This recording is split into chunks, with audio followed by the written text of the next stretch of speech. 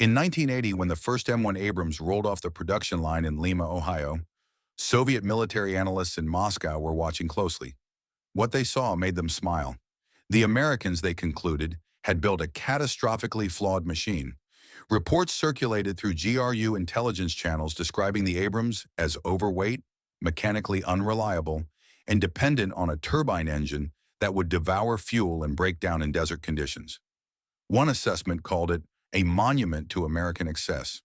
The Soviets were so confident in their analysis that they doubled down on their own design philosophy, the T-72, a tank built on completely opposite principles: simple, mass-producible, and brutally efficient.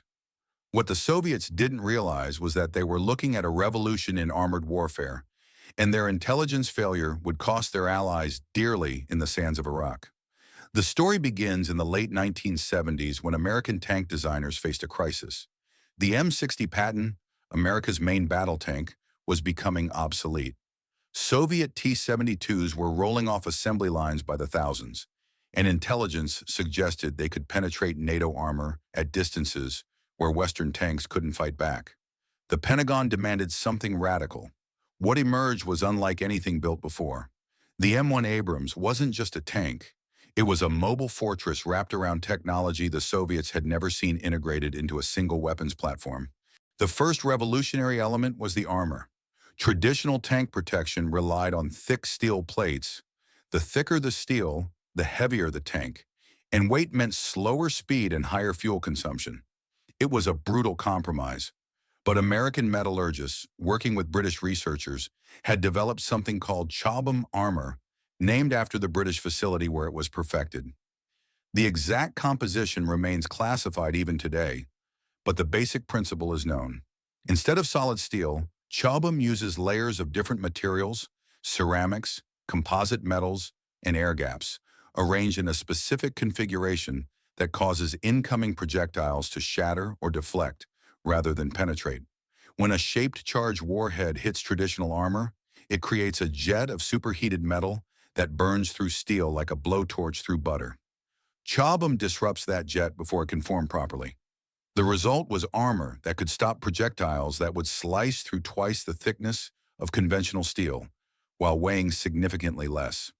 Soviet intelligence knew the Abrams had special armor. They called it Special Armor Package in their reports, but they fundamentally misunderstood what it could do.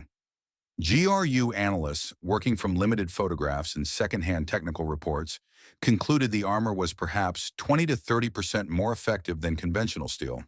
They were off by an order of magnitude. Their T-70s were equipped with 125-millimeter guns firing armor-piercing rounds designed to penetrate NATO tanks of the 1970s. Those rounds would prove nearly useless against Chobham armor. Soviet designers had optimized their ammunition for the wrong target. The second critical innovation was the fire control system. In tank warfare, the fundamental equation is simple: see first, shoot first, hit first, kill first. For decades, this meant visual acquisition through optical sights, and shooting was as much art as science. Gunners had to estimate range, account for the movement of their own tank and the target, calculate the drop of the shell over distance, and adjust for wind and temperature. Even experienced crews missed more often than they hit at ranges beyond a mile. The Abrams changed everything with its thermal imaging system. Thermal sights don't see light, they see heat. Every object warmer than its surroundings, a tank engine, a human body, exhaust ports, glows like a beacon on a thermal display. This meant several things that Soviet planners failed to grasp. First, thermal sights work equally well in total darkness, through smoke, through sandstorms, and through the kind of obscurance that had traditionally protected tanks on the battlefield. Second, they dramatically increase acquisition range. An experienced Abrams gunner could spot enemy armor at distances exceeding 4 kilometers, far beyond what visual or conventional night vision could manage. Third, and most critically, the thermal sight was integrated with a ballistic computer that automatically calculated firing solutions. The gunner would place the targeting reticle on an enemy tank, press a button to laser range the target, and the computer would instantly adjust the gun for range. The tank's own movement, ammunition type, barrel wear, even the temperature of the propellant. The gunner simply kept the reticle on target and pressed the trigger. First-round hit probability at 2,000 meters approached 90%. Soviet tankers, still relying on optical rangefinders and manual calculations, were operating in a different century. Soviet intelligence reports from the early 80s mentioned the Abrams' improved night vision capability.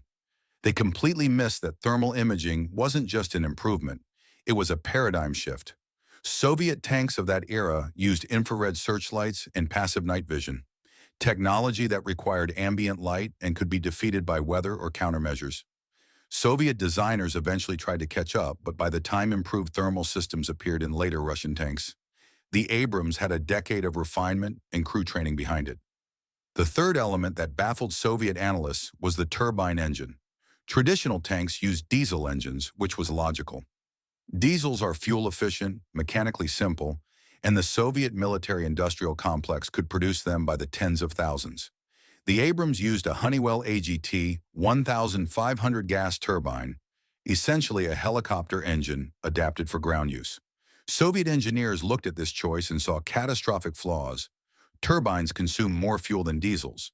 The AGT 1500 drinks jet fuel at a rate that would empty its tanks in a few hours of continuous operation. Turbines are mechanically complex, requiring sophisticated maintenance, and turbines are loud, sacrificing tactical stealth. Soviet reports concluded that in any sustained operation, Abrams tanks would run out of fuel and break down, leaving them as stationary targets for T-72. What the Soviets missed were the advantages that mattered in actual combat. The turbine engine produces 1,500 horsepower in a package much smaller and lighter than an equivalent diesel. This gave the Abrams a power-to-weight ratio that made it shockingly fast and maneuverable for a vehicle weighing over 60 tons. In fluid, fast-moving battles, speed is survival. The turbine also runs smoothly across its power band, providing consistent performance whether the tank is stationary or moving at top speed.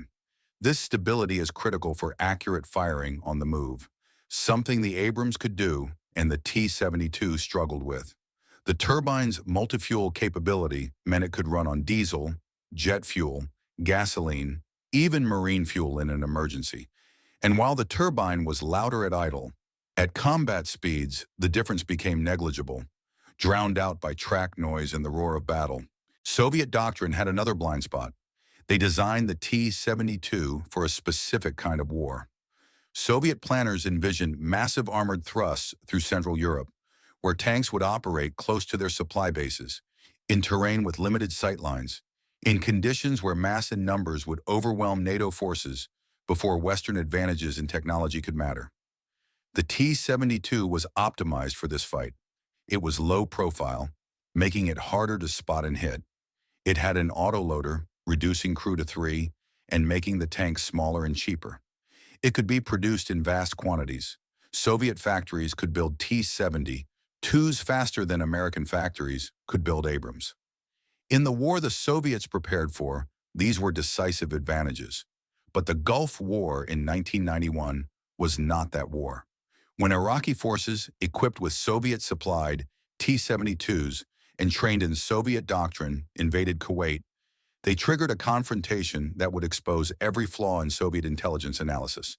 The coalition counterattack placed M1 Abrams tanks in exactly the kind of environment where their advantages would be overwhelming. Open desert terrain with long sight lines, where thermal imaging gave them godlike vision, where speed and maneuverability mattered more than raw numbers, and where American logistics could keep the fuel-hungry turbines running. The Battle of 73 Easting, fought on February 26, 1991, demonstrates what happened when these two philosophies of tank design collided. An American cavalry squadron, equipped with M1 Abrams and Bradley fighting vehicles, encountered an entire Iraqi armored brigade, dug into prepared defensive positions in the desert. By doctrine and by terrain, the Iraqis should have had the advantage. They were defending, they knew the ground, and they outnumbered the Americans. But the battle was over almost before it began. American thermal sights spotted Iraqi armor at distances exceeding 3 kilometers. Iraqi crews peering through conventional optics in a sandstorm never saw their attackers until American shells were already screaming toward them. Abrams tanks engaged Iraqi T-72s at ranges where the Iraqi guns couldn't effectively return fire. When Iraqi tanks did shoot back, their rounds either fell short or bounced off Chobham armor without penetrating. The American squadron destroyed over 50 Iraqi tanks and armored vehicles in 23 minutes of combat, while suffering no losses. Iraqi crews who survived described the experience as fighting ghosts. They would see a flash in the distance, then their tank would explode. Many never saw what killed them. This pattern repeated across the desert. American tank commanders reported engagements that felt less like battles and more like target practice. Iraqi T-72 crews were brave, but bravery couldn't overcome a technology gap that manifested as a form of battlefield omniscience. American crews could see everything, shoot accurately at distances Iraqi crews couldn't even identify targets, and shrug off return fire that would have destroyed earlier American tanks. The few times Iraqi forces managed to close to ranges where their guns could be effective, they discovered that hitting the Abrams and penetrating the Abrams were entirely different problems. Battle damage assessments found T-72s with turrets blown off, ammunition cooked off inside the hull. Catastrophic kills.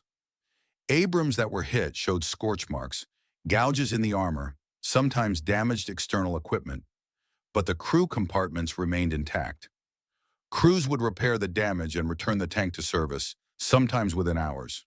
The casualty ratios were so lopsided, they seemed impossible. American Abrams units reported destroying hundreds of Iraqi tanks while losing none of their own to enemy fire in tank-on-tank engagements. A few Abrams were damaged by mines or disabled by mechanical issues, but not a single M1 was destroyed by enemy tank fire during the entire Gulf War. The Soviets had designed the T-72 to fight M60 Pattons in the forests of Germany. Instead, it faced Abrams in the deserts of Iraq, and the mismatch was total. Soviet military observers watching the Gulf War unfold on CNN realized with growing horror that their intelligence apparatus had failed catastrophically. The tank they had dismissed as a fuel-guzzling boondoggle had just demonstrated battlefield dominance so complete it redefined modern armored warfare. Russian military journals published anguished postmortems. How had they gotten it so wrong? The answer was systemic. Soviet intelligence focused on specifications they could measure: armor thickness, gun caliber, engine output, and judged designs against their own doctrine and priorities. They couldn't easily quantify the advantage of thermal imaging because they'd never experienced a battle where one side had it and the other didn't. They underestimated Chobham armor because they'd never tested it, and their assumptions about its effectiveness were based on extrapolations from conventional armor. They saw the turbine engine's fuel consumption as disqualifying because their own logistics couldn't have supported it, never considering that American logistics were fundamentally different. They analyzed the Abrams as if it were a Soviet tank built by wasteful Americans.